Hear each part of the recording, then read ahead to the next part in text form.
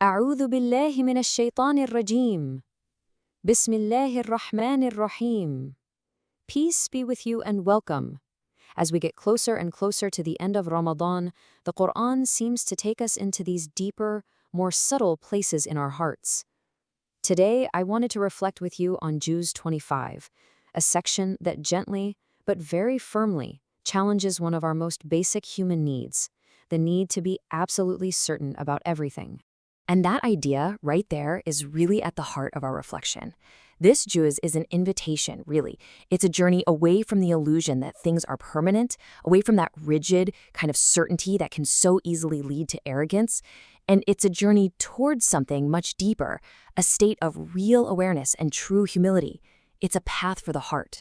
You see, the Quran doesn't just give us a list of facts.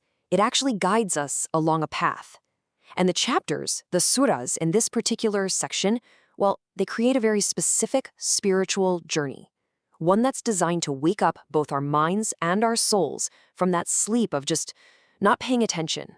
And this slide really lays out that journey for us beautifully.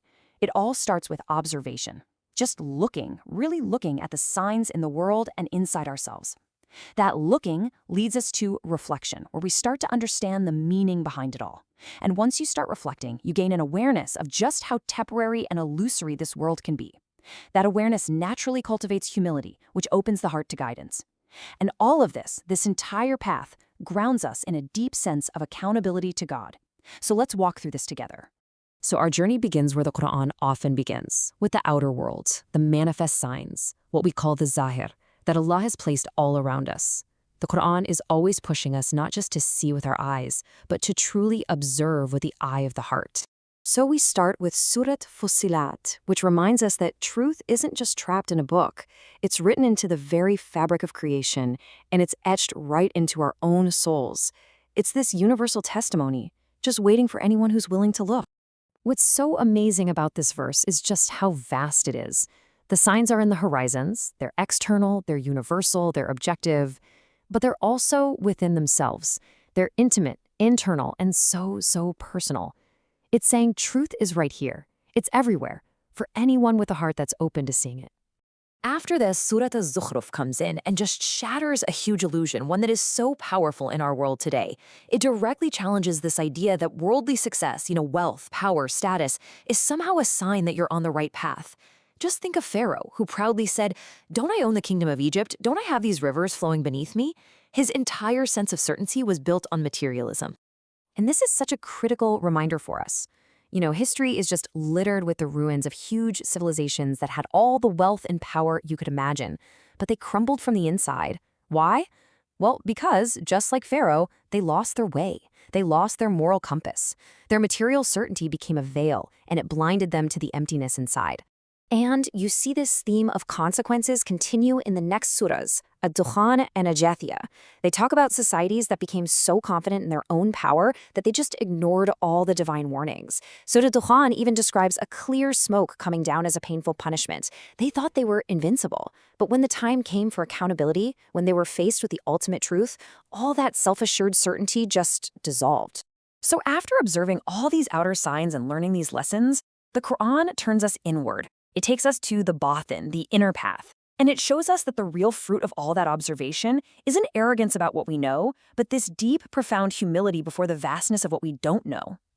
Look, we all want certainty. It's a natural human thing. But when that search for certainty hardens into intellectual arrogance, it becomes a wall. It literally closes the heart. Real spiritual clarity, it seems, comes from what we could call intellectual humility, the simple recognition that our understanding is a journey, it's not a destination, and that the heart has to stay soft and ready to receive guidance. Now, this slide just lays out the two different paths so clearly. Arrogance, as you can see, it isolates you. It puts up walls and cuts you off from learning and from other people. But humility does the exact opposite. Surah Al-Shura really emphasizes this with the whole principle of consultation. Humility builds trust, it opens the heart to what others have to say. It's the quiet strength of knowing your own limits. Okay, so what does all of this ancient wisdom mean for us? Right here, right now. How does this message speak to our modern world, which is so often defined by the exact opposite of humility? In a world that just loves loud opinions and unshakable confidence, the Quran offers this really powerful counter-narrative. It's telling us that true strength isn't about pretending you have all the answers. In an age where we're drowning in information and endless arguments, maybe the greatest wisdom is having the strength to just pause, to reflect, and to humbly say, you know what, I don't know. This slide here really holds up a mirror to our own hearts. So maybe let's just take a quiet moment with these questions. What certainties am I clinging to so tightly? Is the way I measure success really aligned with my spiritual goals? Am I really paying attention to the signs all around me? And maybe the toughest one, am I willing to admit when I just don't know? And really, this is the core takeaway of the whole thing. Any foundation that we build on the arrogance of false certainty is fragile. It's guaranteed to crumble eventually. The only foundation that truly lasts is one built on humility, because humility is what keeps the door open to reality, to growth, and to the endless wisdom that's woven into the universe. So we end with this question. It's not really about what we think we already know. It's all about our readiness to keep learning. It's a question that invites us not to a single answer, but to a state of being, a lifelong state of being an open-hearted seeker.